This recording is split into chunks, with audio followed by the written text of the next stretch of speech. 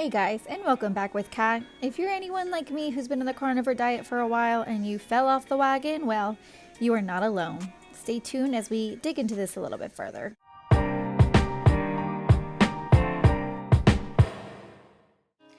So in my road trip video, I did mention that we are here in the Midwest and just visiting some family, which has been very nice. And so that part, I truly enjoy. And so I do apologize for the time lapse and not having anything uploaded, but I do think it warrants me sharing my experiences just over the holidays. And I think it's important also to reflect on the decisions I have made. As with the holiday seasons, I really hope everyone is also enjoying time with their family and with some loved ones. But it can be hard. It can be difficult, especially when you're out of your own routine and not in your own home to prepare your meals the way that align again with your everyday routine. Before we arrived here in the Midwest, I was eating 2 meals a day and of course following the carnivore diet. So that means no carbohydrates essentially, and I was just sticking to salt, butter, and meat. Coming here, we did a really good job within our first week in staying within our diet, but I will tell you guys it became very difficult during Thanksgiving. And I don't necessarily mean the temptation exactly, but a lot of it came down to convenience. It's a little hard to share a kitchen space when it's not your own, and I think it's difficult to prepare your own meals and have that ready to go alongside with the rest of what the family's having. And that's really just what led the influence into my boyfriend and I kind of caving in back to the standard American diet the last week or so. It was just easier to do it, really just to accommodate our time and our visit. Again, it's not an excuse or any reason, but just kind of giving you guys an insight as to, what magically had us eating the standard American diet for a few days.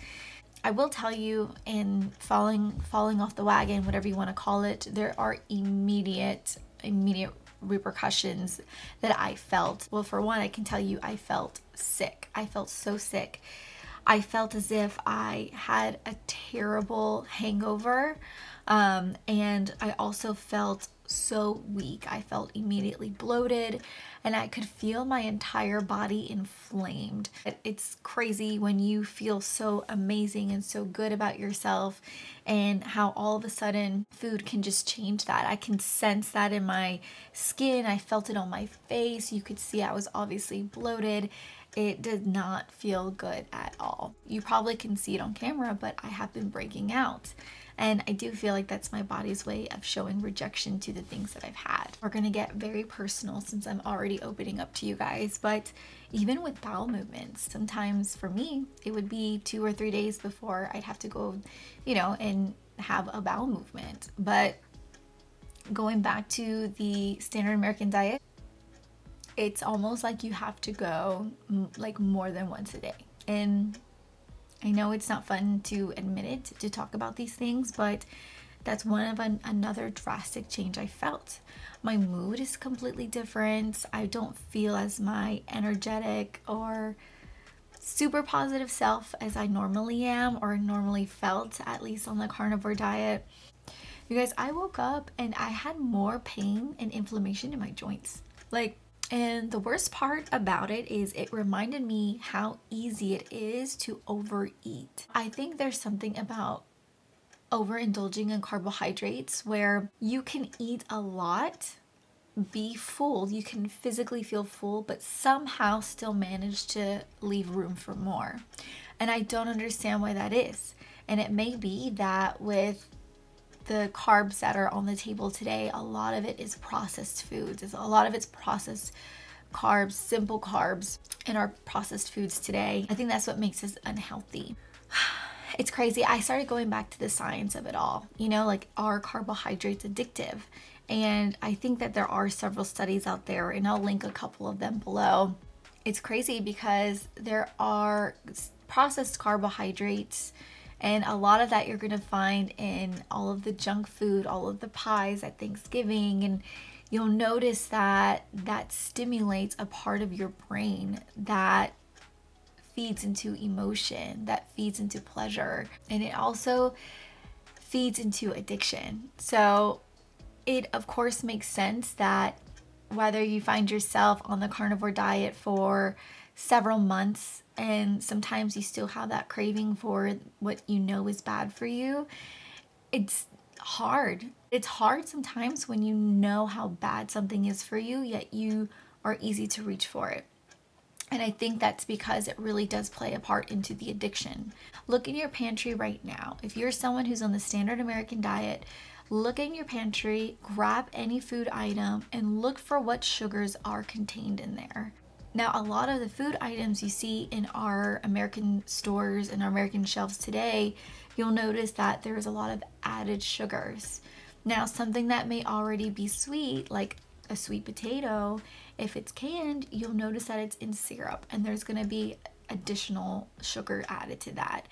And it's heartbreaking because you start to notice that a lot of products are adding additional sugar into things, whether they're sweet or not, whether they're naturally sweet or not. But it's a way in order for you to become addicted to those foods. And in turn, whether you're full or not, you're going to reach for that item. I think our overall health, our overall mental well-being, truly is played apart from nutrition. What we feed ourselves plays a huge role, a huge impact in how we feel in our everyday lives. I know turning 30, people tell you, oh, it's all downhill from here. I think that goes back to your body being abused by processed foods. Of course, if I've been eating this way if I've been eating a standard American diet for 30 years, eventually the tolerance or whatever tolerance my body had is just gonna easily diminish. I feel like I've lost my tolerance many years ago, honestly.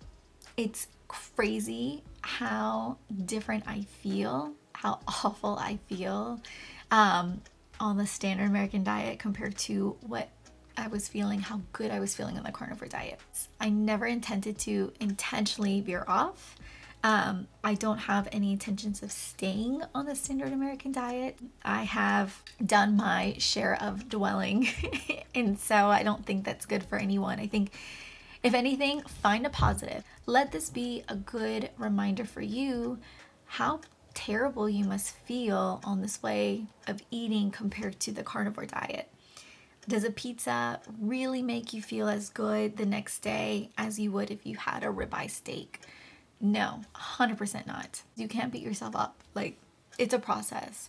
It doesn't matter if you've been on the carnivore diet for 3 months, a year. I still feel like you are learning. Your body is still learning to let go of the addiction and the withdrawal. Like, if you need to start over and start with the basics. If you're curious on how to get started for the first time ever, or you're needing just a quick guide for something simple, I recommend you check out my video here where I really talk about jump starting back in. I'm taking my own advice from past Kat, and I'm just gonna be diving straight back into what I know is good for me. Anyway, I really am giving you all my encouragement, my support. I don't want you guys to feel like you're an imposter or a criminal for having a role or something. Holidays are special because you are meant to spend that time and that quality time with family.